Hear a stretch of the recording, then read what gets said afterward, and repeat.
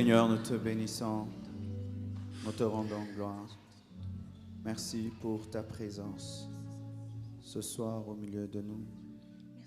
Merci, Seigneur Dieu de gloire, de nous avoir permis de venir, Seigneur, dans cette ville afin d'y apporter ta parole. Je te confie toutes choses. Je prie, Père, que tu te serves de ma vie, de ma voix, afin d'atteindre ton plan et ton but. Laisse, Seigneur Dieu de gloire, que nos cœurs, nos âmes, nos esprits soient touchés par ta parole, soient touchés par ton Esprit Saint. Je prie que tu atteignes ton plan. Je prie que tu atteignes ton but. Je prie, Père, qu'encore aujourd'hui tu te serves de ma vie afin de bénir plusieurs. Alléluia. Où irai-je? Que ferai-je sans toi?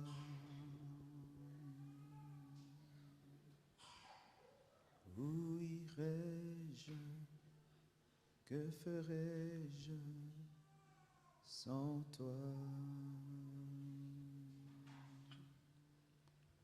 Si c'était à refaire, moi je choisirais Jésus.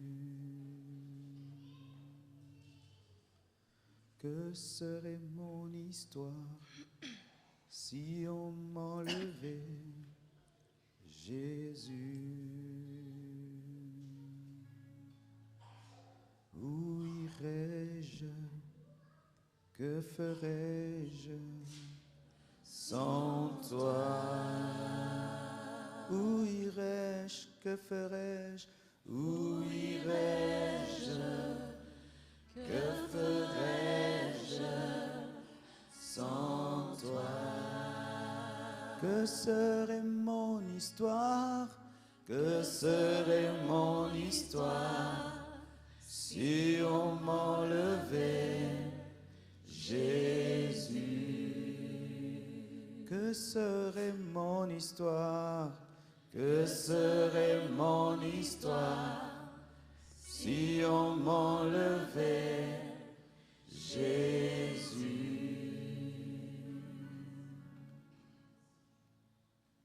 Où irais-je? Que ferais-je sans toi?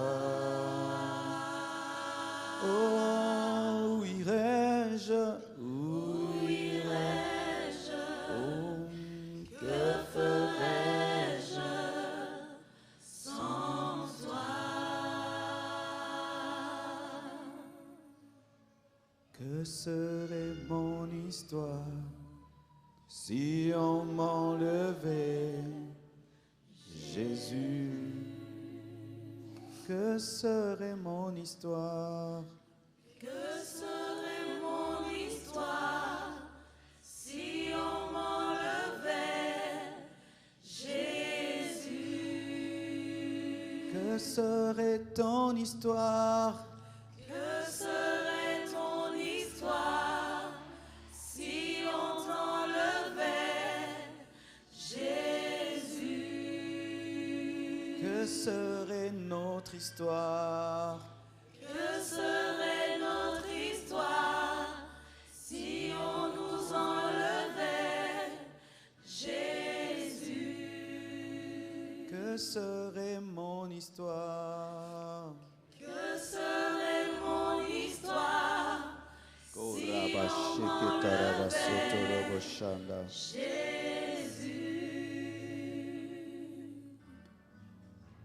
Ô Dieu de gloire, tu es tout et nous ne sommes rien sans toi.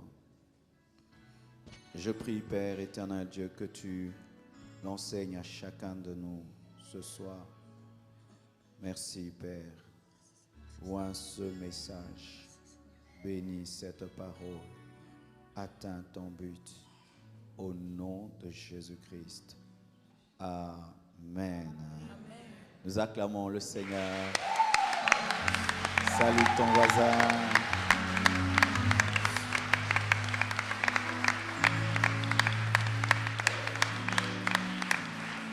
Asseyez-vous, s'il vous plaît. On va accompagner avec une douce musique au l'honneur. Je vous salue au nom de Jésus. Merci pour votre présence ce soir. Et je crois que Dieu fera au milieu de nous des grandes choses. Je remercie les hommes de Dieu qui se sont déplacés de très loin afin de nous visiter. Je vois l'homme de Dieu Mathieu et son épouse qui sont venus de l'Allemagne, ainsi que d'autres hommes de Dieu qui sont venus de la Belgique même, de la France. Merci pour cette marque d'amour et cet encouragement. Cela nous voit droit au cœur. Nous allons nous tenir debout afin de lire la parole du Seigneur. Jouez simplement, s'il vous plaît. Nous allons lire Ecclésiaste 1, verset 2.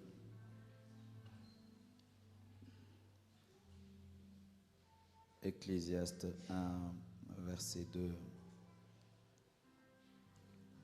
La Bible dit: Vanité des vanités, dit l'Ecclésiaste. Vanité des vanités, tout est vanité. Nous lisons également Ecclésiaste 1, verset 14.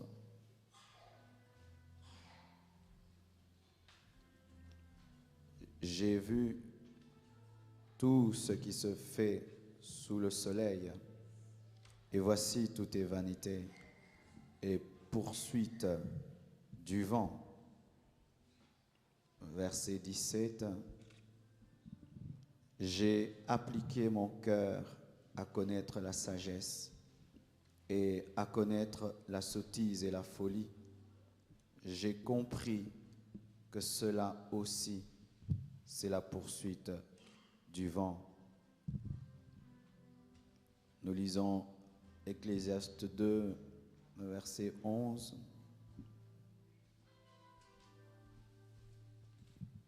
Puis j'ai considéré tous les ouvrages que mes mains avaient faits et la peine que j'avais prise à les exécuter. Et voici, tout est vanité, poursuit du vent. Et il n'y a aucun avantage à tirer de ce qu'on fait sous le soleil. Et nous terminons avec le verset 17. Et j'ai haï la vie, car ce qui se fait sous le soleil m'a déplu, car tout est vanité et poursuite du vent. J'ajoute un verset, Ecclésiaste 4, verset 6. Aujourd'hui, nous ne sommes que dans Ecclésiaste. Ecclésiaste 4, verset 6. Mieux vaut une main pleine avec repos que les deux mains pleines avec travail et poursuite du vent. Que Dieu bénisse sa parole. Asseyez-vous.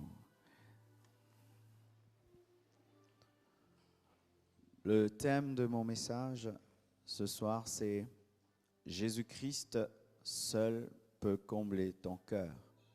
Jésus-Christ seul peut combler ton cœur. Il est toujours important de savoir qui a écrit, qui a parlé. Celui qui a dit vanité de vanité, tout est poursuite du vent, ce n'est pas un pauvre. On peut dire que c'est un homme qui a échoué dans la vie. Alors pour se consoler, il se contente, il dit vanité de vanité, tout est vanité. Ce n'est pas quelqu'un qui était à la queue de la société, qui a dit vanité de vanité, tout est poursuite du vent. Mais celui qui dit vanité de vanité, tout est poursuite du vent, c'est un roi.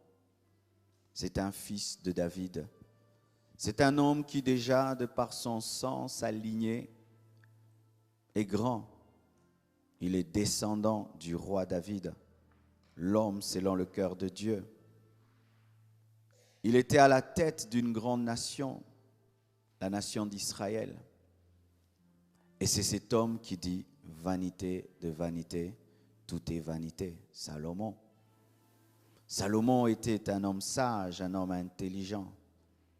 Il a demandé à Dieu de lui donner que la sagesse, afin qu'il puisse diriger le peuple de Dieu dans la justice.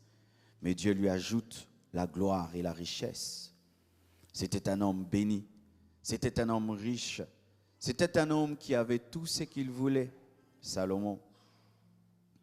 Et la Bible nous révèle qu'il a eu beaucoup d'expérience. Il a épousé plus de 300 femmes et 700 concubines. Salomon a goûté à tous les plaisirs de ce monde. Il a goûté à tous les vins, à tous les mets, à tout ce qui est excellent, parce que c'était un chercheur. Mais lorsqu'il arrive, il bâtit des temples, il bâtit des maisons, il goûte à la gloire, au succès. Salomon, pour conclure, dit, vanité de vanité, tout est vanité. Bien-aimés frères et sœurs, pourquoi est-ce que cet homme a pu dire cela? Parce que Salomon était en quête du bonheur. Comme aujourd'hui, les hommes ne recherchent qu'une chose, le bonheur, être heureux dans la vie. Je crois, bien-aimés, que si on disait là, qui veut recevoir un bonheur total, nous allons courir devant. Et c'est ce que Salomon a cherché, être heureux. Il a cherché dans les femmes, il a cherché dans le succès, il a cherché dans la gloire, il a cherché dans des expériences le bonheur. Mais en fin de compte, il dit, vanité de vanité, tout est vanité, tout est poursuite du vent. Il dit que ses constructions sont du vent. Il dit que son succès est du vent. Et je vous dis que c'est vrai. Le cœur de l'homme a un vide, un grand vide. Un vide en forme de Dieu que seul Dieu peut remplir. On peut tout y mettre. Le cœur de l'homme ne se rassasie jamais. C'est pourquoi ne promets jamais à un homme le bonheur, lui disant que si tu deviens riche, tu seras heureux. C'est archi faux. Sinon, Salomon n'allait pas le dire. Le cœur de l'homme a la taille de Dieu, parce que l'homme est créé à l'image de Dieu. L'homme est un esprit. L'homme n'est pas d'abord ce corps. L'homme, c'est un être éternel et spirituel. De sorte qu'on peut mettre dans l'homme des châteaux. On peut mettre dans l'homme des belles maisons et des belles voitures. L'homme demeure insatisfait parce que l'homme est très profond. Il est éternel, créé par un Dieu éternel. C'est pourquoi un homme, tu peux l'impressionner que pendant 5 minutes. Après, il n'est pas impressionné parce qu'il est éternel. Tu peux pendant un temps attirer l'attention d'un homme, mais après il se lasse parce que l'homme est éternel. Vous savez, lorsque je grandissais au Congo, je disais quand j'irai en Europe, quand j'irai aux États-Unis, quand j'irai dans le monde entier, je serai heureux. Eh bien, je suis déjà habitué à être au Luxembourg. Ce n'est pas terrible, ce n'est que la terre. Mais quand j'étais un enfant, je disais le jour que j'irai aux États-Unis, ben je suis allé. Ce n'est que la terre, rien d'extraordinaire. Et je disais, le jour que je veux me marier, je serai très heureux. Mais un jour, cette femme m'énerve un peu aussi. Et j'ai dit, le jour que j'aurai des enfants, et j'ai eu des enfants, mais des fois, je fouille dans mon bureau pour les éviter. Le jour que j'ai dit, lorsque l'Église aura 1000 membres, je serai heureux. L'Église a atteint 1000 membres, je ne suis toujours pas satisfait. J'ai dit 2000, ça a atteint 2000, pas satisfait. 3000, 3000, pas satisfait. 4000, toujours pas satisfait. Pourquoi? Bien-aimés frères et sœurs, tout ce qu'on peut mettre dans le trou de ton cœur ne pourra jamais remplir ton cœur. Tout ce qu'on peut mettre dans ce vide que tu ressens, Ce vide qui de fois te fait pleurer, te fait manquer la paix, de sorte que tu penses qu'il faudrait que tu puisses acheter une nouvelle maison. Demandez à ces gens qui ont 4 maisons s'ils sont plus heureux que vous. Le jour que j'aurai une femme qui va m'aimer, elle va t'aimer, elle va te donner toutes les bonnes choses que tu veux, mais tu sentiras que tu n'auras pas ce bonheur parfait que tu attendais. Pourquoi? L'homme a un vide en forme de Dieu que seul Dieu peut remplir. On peut tout y mettre, jamais l'homme ne trouve ce vrai bonheur. Jamais. Vous savez, nous qui sommes en Afrique, on pensait qu'en venant en Europe, on trouverait des gens sans problème. Archi faux. On pensait qu'en Europe, on ne meurt pas. On pensait qu'en Europe, tout le monde est heureux. Mais j'ai trouvé des hôpitaux, j'ai trouvé des psychiatres, j'ai trouvé des malades, j'ai trouvé des hommes qui sont dépressifs, malgré ce confort, malgré ce luxe, malgré tout ce qu'il y a autour. Pourquoi? Parce que l'homme ne peut être rempli par la technologie. L'homme ne peut être satisfait par des gratte-ciel. L'homme ne peut être satisfait par des beaux vêtements. L'homme ne peut être satisfait par des belles voitures.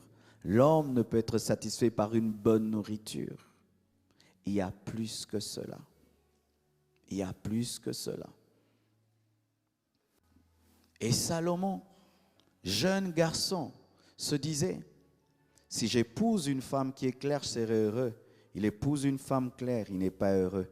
Il ajoute une femme noire, pas une jaune, une rouge, 100, 200, 300, 900, 1000, immeubles, châteaux, or, diamants, réalisation.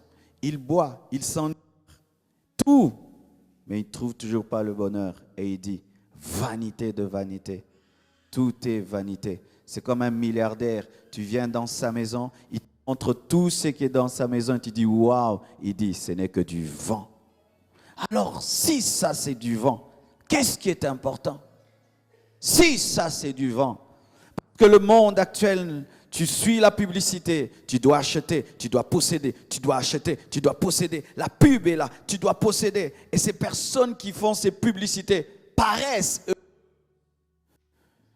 Tu vois quelqu'un qui touche rien qu'un parfum et il semble être heureux. Et tu te dis, si je me parfume en Gucci, j'aurai ce sourire. Et tu mets le Gucci. Ce sourire n'arrive pas. C'est un sourire publicitaire.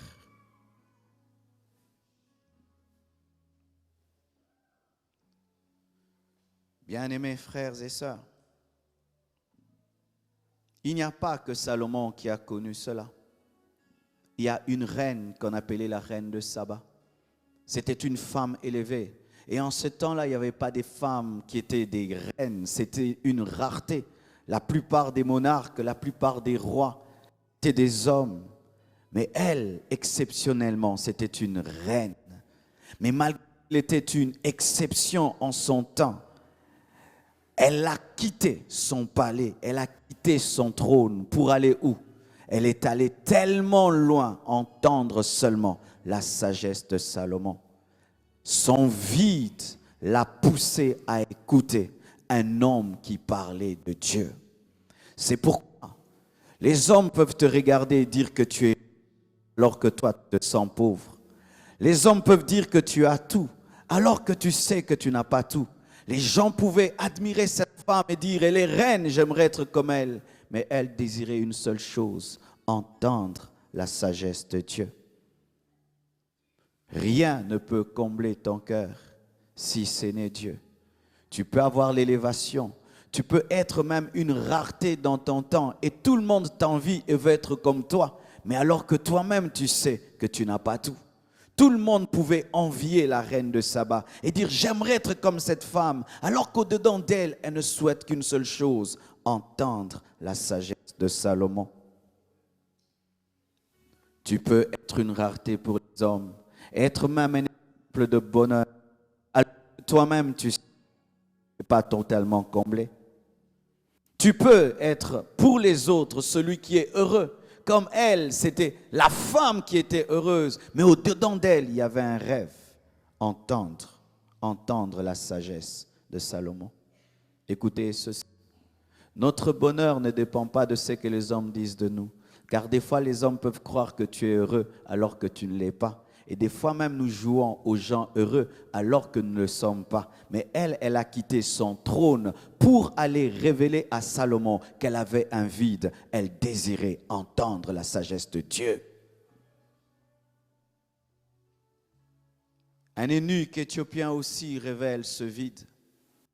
C'était un homme qui travaillait à côté de la reine. C'était un homme grand. Alors qu'il retournait en Éthiopie, il lisait un parchemin. Il lisait le livre d'Ésaïe, mais il ne comprenait pas. Et il se posait des questions, c'est sûr, sur sa destinée. Aujourd'hui, c'est vrai, je suis un eunuque. Aujourd'hui, je suis un homme élevé. Mais ce n'est pas tout. Ça t'arrive de sentir des fois que ce n'est pas tout. Ça t'arrive de sentir des fois que ce n'est pas tout. Et alors qu'il lisait, qu'il ne comprenait pas, un homme qui n'avait pas son rang, un homme qui n'avait pas son élévation, Philippe, s'approche de l'eunuque et lui dit, est-ce que tu es en train de comprendre ce que tu lis? Il dit, je ne comprends rien. Est-ce que tu comprends ce que tu lis? Est-ce que tu comprends la Bible quand tu la lis? Est-ce que quand tu tiens la parole de Dieu, tu la comprends? Lorsque tu lis la Bible, que tu es comblé ou senti qu'il y a un vide et tu as besoin que quelqu'un te l'explique. Et cet homme qui était grand, cet homme qui était sur un char, lorsqu'on lui révèle que son vrai besoin c'était Jésus, il accepte de quitter son char et il accepte de se faire baptiser. Pourquoi? Il n'était pas satisfait d'être un homme élevé. Il voulait plus, il voulait une communion avec Dieu. L'élévation dans la vie, la gloire et la richesse ne peuvent combler ton cœur. On peut t'appeler Premier ministre, on peut t'appeler roi, on peut t'appeler PDG. On peut te donner tous les titres que tu veux, mais cela en rien ne te donnera le bonheur. Même nous, chers pasteurs, on n'est pas heureux parce qu'on est pasteur. On n'est pas heureux parce qu'on est sur des affiches et sur des banderoles. On n'est pas heureux pour cela. On est heureux parce qu'on est en communion avec Dieu. Et cet homme avait tout, mais il n'avait rien. C'est pourquoi il a pu quitter un char pour aller rien que dans une petite rivière et recevoir la paix, la communion avec Dieu. Seul Jésus-Christ peut combler ton cœur. Aujourd'hui, je ne suis pas venu vous prêcher que vous serez grand, que vous serez béni. Mais j'aimerais vous dire que malgré votre grandeur, si vous n'avez pas Dieu, vous n'êtes rien et vous n'avez rien. Sachez ceci, qu'un homme riche qui n'a pas Dieu n'a rien. Et un homme pauvre qui a Dieu a tout. Philippe était pauvre, mais il avait Dieu, il avait tout. L'eunuque était riche, il n'avait pas Dieu et il n'avait rien. Et il n'avait rien. Seul Dieu peut combler ton cœur. Seul Dieu peut combler ton cœur. Moïse vivait dans la gloire, il vivait dans la richesse. Il était appelé fils de la fille de Pharaon. Il habitait dans le palais de l'homme le plus puissant du monde en ce temps-là. Car en ce temps-là, l'Égypte était la plus grande puissance. Mais un jour, la Bible nous dit qu'il a préféré quitter le palais du roi, vivre parmi des esclaves, être appelé le fils d'une esclave, parce qu'il a considéré que la présence de Dieu était plus que le luxe du château. Lorsqu'un homme est vide, il est prêt à tout abandonner pour remplir ce vide. Et j'aimerais vous dire, pour certains au milieu de vous, vous devez payer le prix de régresser socialement afin de vous élever spirituellement lorsque votre position sociale est provoquée par le péché, par la désobéissance, où tu quittes une dimension sociale et tu régresses parce que tu cherches Dieu. Il a quitté le palais du roi pour être parmi les esclaves parce qu'il voulait combler un vide. Bien-aimés frères et sœurs, je crois que l'évangile élève les hommes, Mais des fois, l'évangile te fait régresser. Lorsque ta position actuelle est produite par le vol, est produite par le mensonge, l'évangile te fait régresser pour te donner la vraie position de Dieu, car c'est seulement en quittant le palais du roi que tu rencontres le buisson ardent pour que tu deviennes le prophète qui libère le peuple de Dieu d'Israël, de l'Égypte. Mais tant que tu restes dans le palais du roi, tu ne vivras jamais ta destinée. Dans le palais du roi, tu ne trouves pas la paix tant que tu n'as pas Dieu. Tu peux manger tout ce que tu aimes. Tu peux porter tous les beaux bijoux du monde. Tu peux porter tout ce que tu veux. Mais au-dedans de toi, tu sais que tu es vide. Tu sais que tu es vide. Tu peux même distinguer à l'école, être l'élève le plus intelligent, mais au-dedans de toi, tu sais que tu es vide. Tes professeurs t'apprécient, tes parents t'apprécient, mais au-dedans de toi, tu es vide. Ils ont des projets pour toi et ils supposent que tu es heureux parce que tu réussis, mais au-dedans de toi, tu es vide, car une licence, un diplôme, un 10 sur 10 ne peuvent combler le cœur de l'homme. Ils ne peuvent combler le cœur de l'homme. Sinon, Moïse serait resté dans la maison du roi, mais il a préféré quitter. C'est là que des fois nous ne comprenons pas la décision de certaines personnes. Elle vit avec un homme qui n'est pas son mari. Cet homme lui donne richesse et abondance, mais un jour, voulant mettre sa vie en règle avec Dieu, lui dit c'est fini. Et dit tu me quittes pour qui? Pour un homme plus riche? Non, je te quitte pour Dieu. Parce que je n'ai pas de paix. Tu n'as pas de paix malgré ces maisons, malgré ces voitures. Oui, je n'ai pas la paix dans la maison de Pharaon. Je préfère vivre parmi des esclaves, mais avoir Dieu. Seul Dieu peut combler ton cœur. Seul Dieu peut combler ton cœur. Et je n'ai même pas besoin de donner une prophétie. Si tu es heureux, tu le sais. Et si tu n'es pas heureux, tu le sais. Si tu es comblé, tu le sais. Et si tu n'es pas comblé, tu le sais. Il n'y a même pas de prophétie. On sait lorsqu'on est comblé ou pas. On le sait. Il n'y a même pas besoin de vision. Tu sais.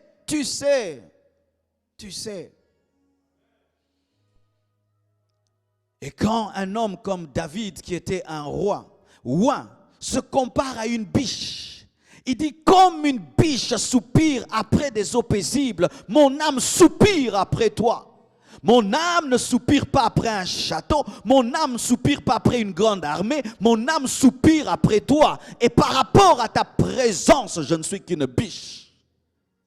Un roi sur le trône, mais qui dit, je soupire après toi, parce que le bonheur de David ne venait pas de son armée, son bonheur venait de Dieu. Le bonheur de David ne venait pas de son succès, son bonheur venait de Dieu. Et lorsque cette présence lui manquait, il se sentait comme une biche. Lorsqu'une biche a soif, elle est prête à braver tous les dangers. Même s'il y a des crocodiles dans l'eau, elle est prête à braver tous les dangers. Elle doit boire parce que sans l'eau, elle ne peut vivre. David pouvait dire que je ne suis pas roi parce que je suis sur le trône. Je suis roi parce que la présence de Dieu est avec moi. Un roi, mais qui soupire à la présence de Dieu, après la présence de Dieu. Aujourd'hui, c'est dommage que de voir des hommes qui, lorsque Dieu les élève, n'ont plus besoin de Dieu. Lorsque Dieu les bénit, n'ont pas besoin de Dieu. Ils priaient dans la pauvreté, mais quand Dieu le bénit, ils ne prient plus. Mais un roi, tu n'es pas roi. Il n'y a pas un seul roi en ce lieu. Mais le roi David disait, comme une biche soupire après des courants paisibles, mon âme soupire après toi. J'ai soif de toi malgré que je suis sur le trône. J'ai soif de toi malgré que Dieu m'a élevé. J'ai soif de toi malgré que je ne manque de rien. J'ai soif de toi malgré que j'ai des serviteurs. J'ai soif de toi malgré que j'ai tout. David. Mais dans la Bible, j'aime beaucoup cette femme, Marie de Magdala. Car c'est vrai, ici, il n'y a pas beaucoup de rois. Et il n'y a pas de roi d'ailleurs, il n'y a peut-être pas de millionnaires et de milliardaires. Et des fois certains disent, mais moi je ne suis pas concerné, moi je n'ai rien du tout. Je cherche seulement un appartement d'ailleurs. Mais certaines personnes n'ont pas des richesses et des biens, mais elles ont beaucoup de plaisir. Elles vivent dans le plaisir. Marie de Magdala était une femme qui vivait dans la luxure, qui vivait dans le plaisir. Les hommes la couraient derrière et lui donnaient de l'argent. Et vous savez, souvent quand on regarde une belle femme, on pense qu'elle est heureuse, qu'elle a tout. Quand on la voit très belle, très coquette, des beaux cheveux, elle marche, c'est beau. Tu penses qu'elle a tout, mais tu ne sais pas comment est-ce qu'elle pleure. Tous les hommes allaient vers Marie de Magdala pour sa beauté, pour son physique et pour son corps.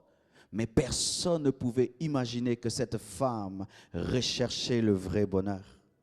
Et un jour qu'elle entend que Jésus-Christ est en train de prêcher dans la maison de Simon le lépreux, la Bible nous dit que Marie entre dans cette maison. Et elle fait ce qu'aucune prostituée ne peut faire, car les prostituées ne donnent pas de l'amour, elles n'ont besoin que de l'argent. Et là, cette femme prostituée répand son parfum sur le pied de Jésus. Les prostituées ne donnent pas l'argent, elles ne donnent pas des cadeaux. Elle fait quelque chose qu'elle ne pouvait faire. Et tout le monde est étonné parce qu'on supposait que Marie de Magdala ne pouvait avoir des besoins spirituels. C'est comme toi, on t'a catégorisé. On a dit, toi, tu ne cherches pas Dieu. Si même tu oses prier, on dit, et toi aussi tu pries. Aucun homme ne te connaît vraiment. Je dis, aucun homme ne te connaît vraiment. Et la plupart des temps, les personnes utilisées par Dieu sont des personnes catégorisées comme étant impies, comme étant pécheresses, mais qui au-dedans d'elles ont des soupirs et attendent l'occasion pour recevoir la grâce de Dieu. Et cette femme vient, elle entre dans cette maison avec un grand vide, mais elle trouve quelqu'un qui pouvait le combler. Elle adore Jésus-Christ, sans parler, mais avec ses actions. Elle pleure sur ses pieds, elle essuie ses pieds avec ses cheveux. Un acte d'adoration, car les cheveux sont la gloire de la femme. Elle commence à essuyer les pieds de Jésus. Elle avait trouvé enfin celui qui pouvait combler son vide. Et dès ce jour, jamais plus elle n'est tombée dans la prostitution. Elle s'est livrée à la prostitution, elle se livrait à l'impudicité parce qu'elle voulait combler un vide. Comme certains ici, quand tu te sens seul, tu cherches un homme, tu cherches une femme et tu penses que la sexualité va combler ton cœur. J'aimerais te dire que jamais. Tu retomberas toujours sur terre et dans ton trou, car aucun homme n'a la capacité de combler ce vide. Et lorsque cette femme rencontre Jésus, Jésus-Christ remplit son cœur, de sorte que les apôtres pouvaient renier Jésus, mais Marie de Magdala n'a jamais renié Jésus. De sorte que les apôtres pouvaient se cacher, mais elle est allée jusqu'au tombeau et c'est à elle que Jésus-Christ est apparu pour la première fois. Et c'est elle qui a pu dire aux apôtres que Jésus-Christ était ressuscité. Un seul peut remplir ton cœur, Jésus-Christ de Nazareth. Le plaisir ne peut pas remplir ton cœur. Tu peux te livrer au plaisir comme tu veux tous les jours de ta vie. Tu ne seras jamais comblé. Sinon, les prostituées seraient comblées. Bien-aimés frères et sœurs, si en ce lieu, il y a un Marie de Magdala, une Marie de Magdala qui recherche dans le plaisir la paix et le bonheur, j'aimerais te dire que tu ne feras que creuser le fossé. Elle arrête tout et elle suit Jésus parce que Christ seul pouvait combler son cœur. Bien-aimés frères et sœurs, aujourd'hui les hommes sont en train de se livrer à l'occultisme. Quand je regarde l'homme moderne, il est rempli de vide et on lui donne des expériences. Si tu prends la drogue, tu seras heureux.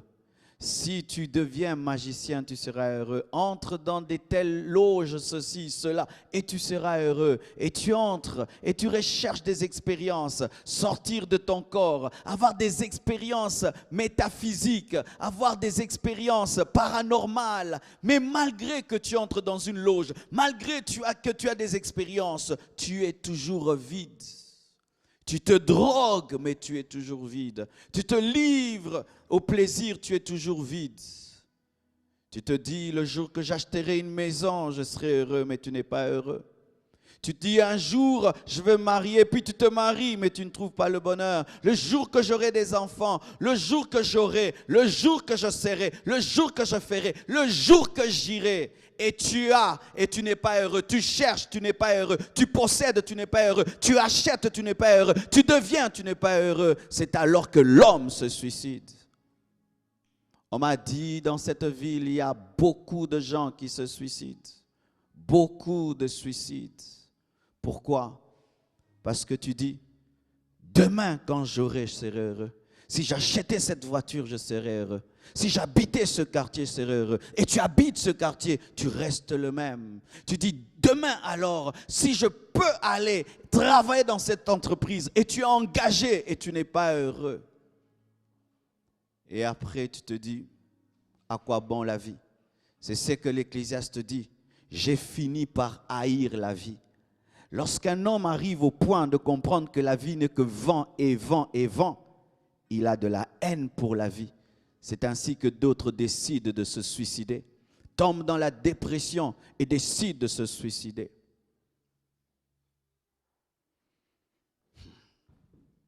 Cela n'est pas seulement la part des incroyants. Des fois aussi, c'est la part des chrétiens. Lorsque vous devenez matérialiste, lorsque vous changez vos priorités, lorsque Christ n'a plus votre première place, la première place dans vos vies. Je remarque que les chrétiens d'aujourd'hui, ils ont les mêmes soucis que les païens. Ils ont des soucis de vêtements, des soucis de voitures, des soucis d'argent, des soucis d'être connus, de devenir célèbres et tout le reste comme les païens. Ce qui fait qu'ils sont aussi stressés que ceux qui ne connaissent pas Dieu. Ils ont des dépressions comme ceux qui ne connaissent pas Dieu. Certains même se suicident comme ceux qui ne connaissent pas Dieu. Pourquoi? Parce que Dieu n'est pas au centre. J'ai eu ce problème dans ma vie en tant que païen et en tant que chrétien. Lorsque j'étais un païen, je cherchais un ami. Je cherchais un ami parfait. Et quand j'étais païen, chaque fois qu'on me posait la question, « Marcelo, est-ce que tu as un ami ?» J'ai dit non, j'ai des connaissances, mais je n'ai pas d'amis. Pourquoi? Parce que je cherchais un ami qui ne sera pas jaloux de moi. Je cherchais un ami qui m'aimerait vraiment. Je cherchais un ami qui se battrait pour moi. Et comme je n'en trouvais pas, je disais, j'ai des connaissances, mais je n'ai pas d'amis. Et j'ai cherché cet ami toute ma vie. Et le jour que je me suis converti, Jésus m'a dit, c'était moi que tu cherchais au travers des hommes. Il y a des choses que vous recherchez. En soi, c'est Dieu que vous recherchez. Vous êtes très exigeant envers les hommes. Fais-moi ça, fais-moi ça, fais-moi ça. En soi, c'est Dieu que vous recherchez. C'est Dieu que vous recherchez. Ces choses que vous réclamez aux autres, en soi, ce sont des choses que vous voulez que Dieu soit pour vous.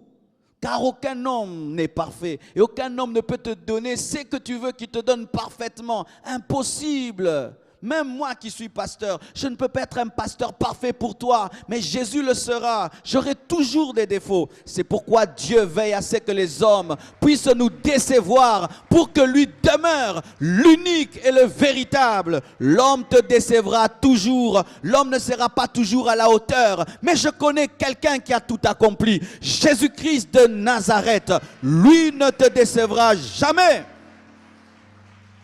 Et lorsque je me suis converti, alors je me suis rendu compte que c'est Jésus que je cherchais. Et oui, je cherchais un ami qui ne partirait jamais. Mais tous les amis, après qu'on cause, partent toujours. Je voulais un ami qui serait toujours là et toujours disposé. C'est Jésus-Christ qui dort avec moi, qui se réveille avec moi, qui est toujours là, dans le deuil, dans la fête, qui est toujours disposé. C'était Jésus que je cherchais. C'est Jésus que je cherchais dans mes copines. Lorsque je cherchais une copine en soi, c'était Jésus. Pourquoi je cherchais l'amour dans les copines? Mais il y a quelqu'un qui est l'amour de Dieu manifesté, Jésus-Christ de Nazareth. Tu cherches des choses, mais en soi, c'est Jésus que tu cherches. Alléluia. Et il m'a dit, c'est moi que tu cherchais. Toi, oui, c'est moi. Et quand je l'ai reçu, automatiquement, j'ai eu la paix. Avant ma conversion, je ne dormais pas. Je ne dormais pas, j'étais un insomniaque. Mais quand Christ est venu dans ma vie, j'ai commencé à dormir comme un bébé. Ma femme me dit que quand je dors, on peut même me transporter, on m'amène. Tu m'amènes tellement que je suis guéri. Mais avant, il me fallait prendre du diazépam pour dormir. Il me fallait prendre des somnifères pour dormir. Un grand vide dans mon cœur. Mais dans le quartier, j'étais le beau garçon qui s'habillait toujours bien, que toutes les filles aimaient. Mais moi, quand je dormais, je ne dormais pas. Tout le monde voulait être comme moi. Mais moi, j'enviais même quelqu'un qui dormait. Quand quelqu'un dormait à côté de moi, je le regardais, je dis, comment il fait pour dormir? Mais moi, dans le quartier, Marcelo, mais Marcelo enviait rien que le sommeil. Tu es là, on t'envie, mais tu sais ce que tu vis. On t'envie, mais tu sais ce que tu vis. Et quand je suis devenu pasteur, cher homme de Dieu, je suis tombé dans un piège. Le piège du succès. Le piège du succès. J'ai voulu devenir grand. Et qu'est-ce que je faisais? Je dis, Seigneur, fais ceci et cela. Quand il le fait, je dis merci pendant quelques minutes et puis je vais encore. Et quand il donne, je veux encore. Et puis Dieu m'a dit, Marcelo, est-ce que tu sens quelque chose? Je dis quoi? Tu n'es pas heureux? Je dis moi, oui, tu n'es pas heureux. Tu as un problème. Tu cherches à attraper la lune et tu ne l'attraperas jamais. Tu vis toujours dans le futur et tu n'as pas le temps de te réjouir du présent. Et à chaque fois que je fais quelque chose dans ta vie, tu es toujours dans des conquêtes. Alors que des fois dans la vie, il ne faut pas chercher plus. Il faut dire merci pour ce que tu as maintenant. Remercie-moi pour la taille de ton église. Remercie-moi pour la manière dont je t'utilise. Même si je ne fais pas tout ce que tu veux, dis-moi merci pour ça d'abord. Et j'ai dit non, mais la foi, il dit moi, lorsque j'ai créé rien que la lumière, j'ai dit c'était bon. Lorsque j'ai créé les plantes, j'ai dit c'était bon. Lorsque j'ai créé le poisson, j'ai dit c'était bon. Je n'ai pas dit c'était bon lorsque j'ai créé l'homme et la femme. Mais rien que créer la lumière, j'ai apprécié ce que j'ai fait. Mais toi, tu attends devenir parfaitement ce que j'ai dit pour te réjouir. C'est pourquoi tu ne seras jamais heureux. Et certains au milieu de vous, c'est ce que vous faites. Vous n'êtes jamais heureux parce que vous dites je le serai et vous ne le serez jamais. Seigneur, donne-moi cette fleur. Et quand tu l'as, le baffle. Quand tu as le baffle, cette fleur. Quand tu as cette fleur, cette chair. Cette chair. Et puis, quand est-ce que vous aurez le temps d'être heureux? Quand est-ce que vous aurez le temps d'être heureux? Si toute votre vie, vous pensez que vous serez heureux à la prochaine acquisition, quand j'aurai, quand je ferai, quand j'aurai, tu poursuis quoi? Le vent.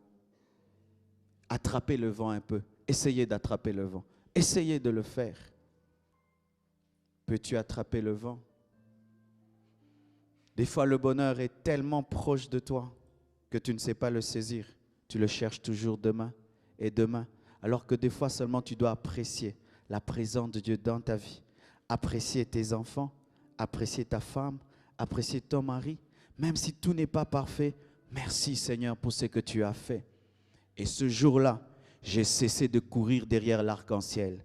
J'ai appris à être content de ce que Dieu me donne aujourd'hui. Et demain, j'aurai, s'il le veut, mais je suis déjà heureux. Alléluia. C'est pourquoi l'Ecclésiaste dit, vaut mieux une main pleine dans le repos que deux mains pleines avec beaucoup de stress. Beaucoup de stress. Vaut mieux peu dans la joie que beaucoup sans joie. Bien-aimés frères, sœurs, j'ai remarqué que des fois, vous entendez un milliardaire qui se suicide. Tu as envie même de le ressusciter pour lui dire, vraiment explique-moi, comment toi, avec ces milliards, que moi je demande à Dieu des années, tu peux te suicider? Comment une femme comme Dalida, une grande musicienne française, s'est suicidée? Comment? Elle dit qu'elle ne recevait pas l'amour. Dalida, elle faisait des plaints.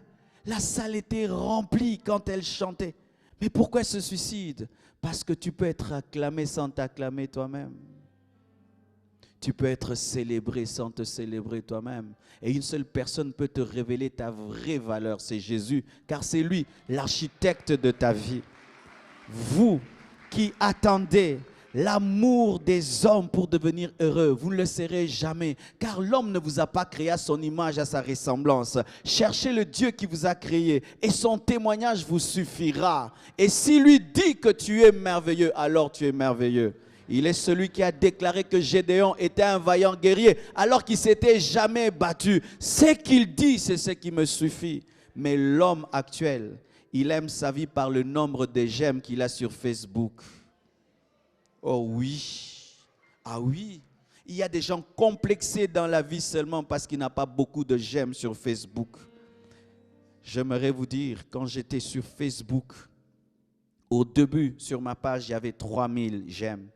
Aujourd'hui, j'ai atteint 100 000 j'aime. Ça n'a pas augmenté mon bonheur. J'ai 100 000 abonnés sur ma page Facebook. Je suis toujours là. Mais toi, tu rêves d'avoir 100 000. J'en ai déjà. J'en ai déjà. J'ai déjà 100 000. J'ai 100 000. 100 000. 100 000 j'aime sur Facebook. Après, c'est quoi? Que tu aies un j'aime ou 0 j'aime. Jésus t'aime. Jésus t'aime. Jésus t'aime. L'homme moderne est tellement fragile. Si après ce culte, personne ne te salue, tu es triste et tu ne dors pas. Mais j'aimerais te dire qu'il y a quelqu'un qui te salue. Jésus-Christ de Nazareth. Il est content que tu sois là.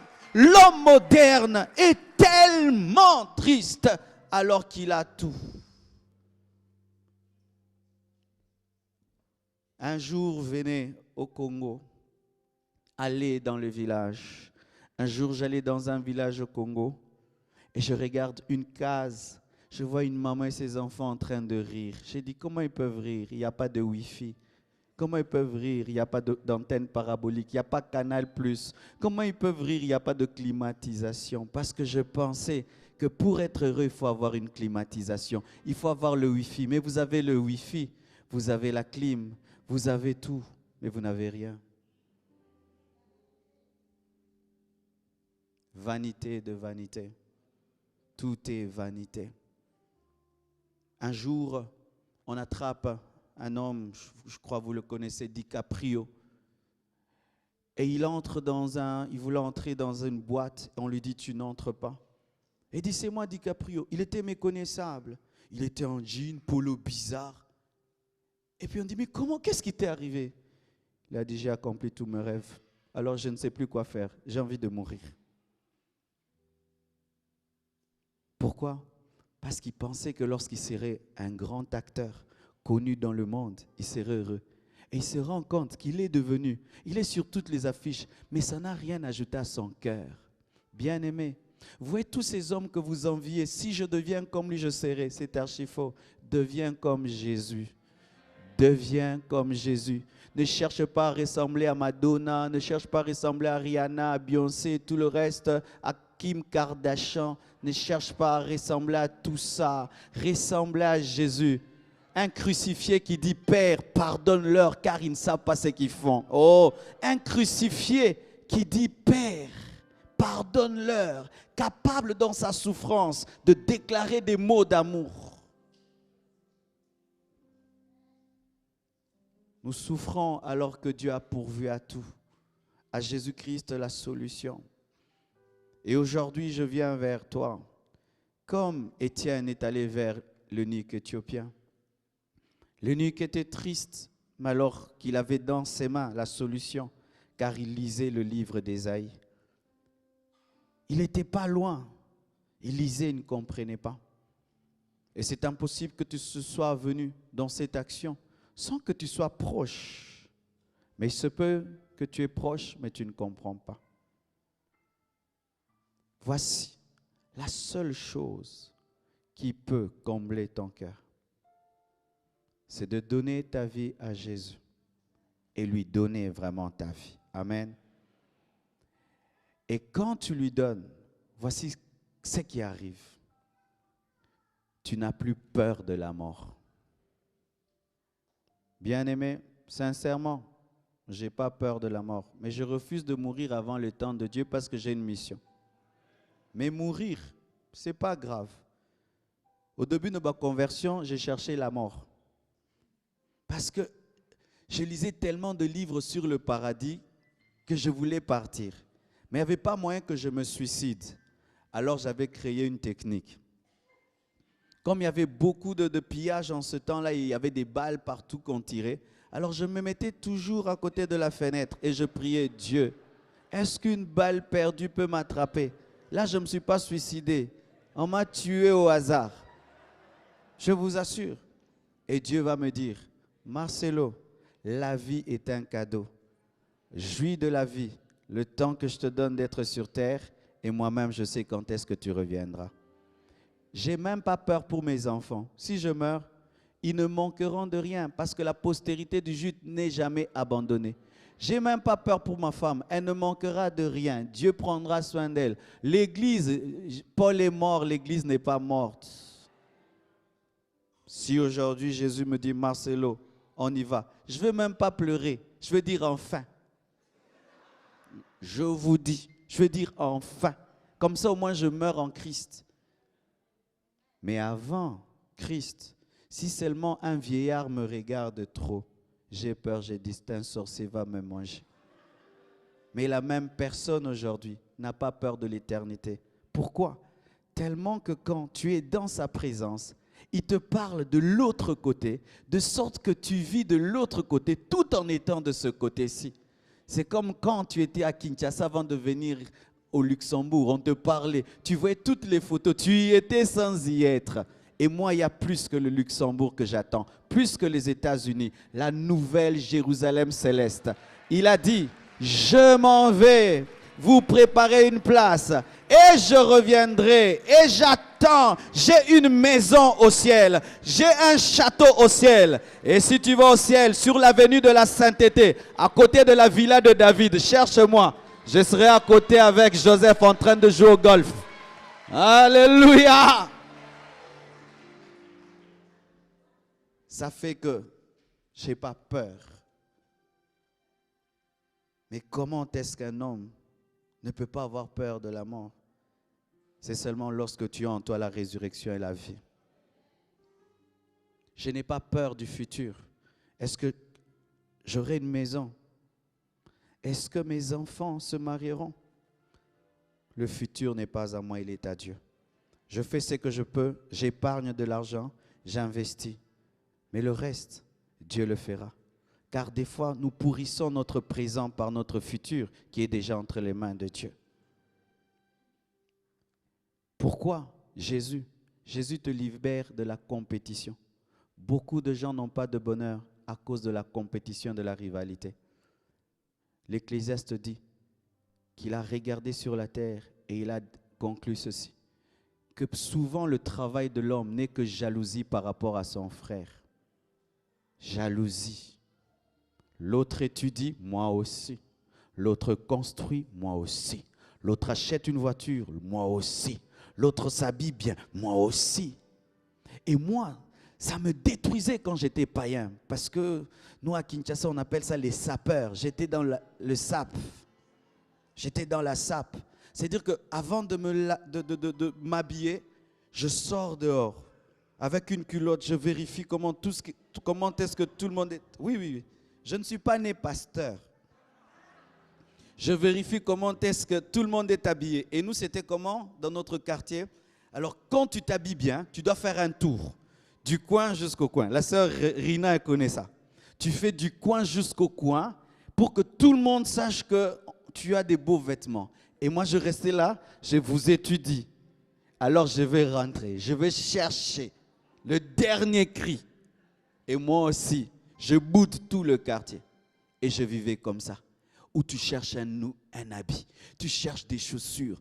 Parce que dans une fête, tu dois être le mieux habillé que tout le monde. Et tu dois amener ta copine et tu dois la présenter. Ta copine doit être plus que tout le monde. Ça, c'est quelle vie? C'est très fatigant que de vivre dans la compétition de la rivalité. Que tu sois bien habillé et que moi, je sois en culotte. Il n'y a pas de problème. Je suis heureux dans ma culotte. La vie, ce n'est pas une guerre. Vis ta destinée. Aime ta vie. Le crocodile n'envie jamais l'antilope. L'antilope n'envie jamais l'éléphant. Mais les hommes vivent dans la rivalité. Avez-vous déjà vu un animal mourir de stress? Un animal mourir de stress. mais des humains. Des fois même ta vie va très bien. Tu as une petite maison de 2 chambres, salon. Et un jour tu vas visiter ton ami, 4 chambres, double salon. Et tu rentres, tu ne dors plus. Oh Dieu, délivre-moi de cette bicoque. Sachez ceci dans la vie. Vous ne serez jamais éternellement premier. Il y aura toujours quelqu'un qui aura ce que vous n'avez pas. Que tu le veuilles ou pas, il y aura toujours quelqu'un qui sera plus intelligent que toi, plus beau que toi, plus grand de taille que moi. Moi, ça, j'ai déjà accepté. Ça, j'ai déjà accepté. Au point même, j'ai oublié. Il y aura toujours quelqu'un qui aura ce que tu n'as pas, qui fera mieux que toi. Alors, qu'est-ce qu'il faut faire? Aime ce que Dieu t'a donné. Aime ce que tu es. Bénis Dieu pour cela. Et la seule personne qui peut t'aider à mener une telle vie, c'est Jésus. Bien-aimé, Jésus te propose une vie paisible, une vraie vie qui ne dépend pas des autres, ni d'être premier ou deuxième, mais de vivre selon le plan qu'il a pour toi. Et depuis qu'il est entré dans ma vie, j'ai eu la paix. J'ai plus de rivalité, j'ai plus de compétition. Je dors en paix, je n'ai plus peur de la mort. Et une chose pour terminer, je ne sais pas si ici il y a des gens qui sont rongés par le péché. Ou tu fais des choses que tu n'aimes pas. Tu veux les abandonner, mais tu sens un vide en toi. Tu n'as pas la force. Je me souviens, je ne connaissais pas Dieu, ça m'arrivait de dire je me calme. Plus de copines, je me calme. Et je me calmais 1 mois, mais le naturel revenait au galop. S'il y a une plus belle copine qui passe, tu oublies les décisions. Mais ça te fait quoi? De mener une vie que tu es. De mener une vie qui te culpabilise. Ou tu sais dans ta conscience que je ne peux pas faire ça, mais c'est ce que tu fais tous les jours. Tu sais que c'est mal, mais tu le fais encore. Et après l'avoir fait, tu te culpabilises, tu dis pourquoi? Mais demain encore tu le fais. Avant de connaître Christ, je vivais dans la masturbation. Au point où 3-4 fois par jour. Et je n'aimais pas ça. Tu le fais, ça te fatigue. Et tu as mal même des fois parce que quand tu le fais trop, mais tu le fais. Mais quand je suis venu à Jésus, le fait seulement de lui donner ma vie, la force d'arrêter est venue. Moi, j'ai dit ce qui m'est lié. Mais toi, c'est quoi qui te lie encore? Qu'est-ce qui te domine encore? J'étais un païen. Quand je voyais les chrétiens, je disais, ils iront au ciel, j'irai en enfer. Je le disais. J'étais sincère parce que je savais que je vivais une vie qui n'était pas bonne. Un jour, je me souviens même, je me suis endormi. Et j'ai dormi jusque très tard. J'ai cru que Jésus-Christ était venu. Je suis allé vérifier l'église du coin si tout le monde était là. Est-ce que cette vie que tu mènes est supportable? Ou tu as peur de l'enfer? Tu as peur de l'enlèvement? Ou tu fais des choses que tu n'aimes pas? Ça peut s'arrêter. Seulement Jésus, s'il entre dans ta vie, seulement lui, tu vas dire, il suffit que de cela. Je te donne un exemple. Invite-moi dans ta chambre très sale, elle va devenir propre. Moi seulement, humain que je suis, si tu as une chambre désordonnée, invite-moi seulement 1 semaine, tu vas l'arranger. Pourquoi? Je ne dors pas dans des draps sales, tu vas les arranger. Si les chaussures sont en désordre, je vais te les classer. S'il y a des toiles d'araignée, je vais les enlever, mais je ne suis qu'un humain. Mais alors si tu reçois dans ta vie le roi des rois, le Seigneur des seigneurs, la sainteté de Dieu, il entre dans ta vie. Il va enlever les toiles d'araignée. Il va balayer ta vie. C'est pourquoi, invite-le seulement. Invite-le seulement. Et vraiment, tu dis, Jésus, viens. Pas dans la cuisine, dans la chambre de ma vie. je t'assure que l'homme qui sortira d'ici ne sera pas l'homme qui est entré. Tu sortiras heureux, comblé, et tu vivras ce qu'on appelle paix, ce qu'on appelle joie. Alléluia. Ça vous arrive des fois de sourire à l'occasion de rien, de sourire à l'occasion seulement de Jésus. On t'a promis de l'argent? Non, Jésus est Seigneur. Oh, vous aussi vous exagérez, mais c'est vrai, c'est vrai. Vous tous qui êtes aimés par quelqu'un, par votre mère, par votre femme, par votre mari, par vos enfants, vous savez déjà qu'est-ce qu'un peu l'amour. Mais l'amour que Dieu va vous donner et la paix qu'il va vous donner surpassent cela. Ma femme m'aime beaucoup, ma mère m'aime trop. Et ces personnes m'ont appris qu'est-ce qu'est l'amour de Dieu. Dieu t'aime plus que ta mère, il t'aime plus que ta femme, il t'aime plus que ton meilleur ami. Invite-le seulement aujourd'hui et il va combler le vide de ton cœur. Que Dieu vous bénisse abondamment.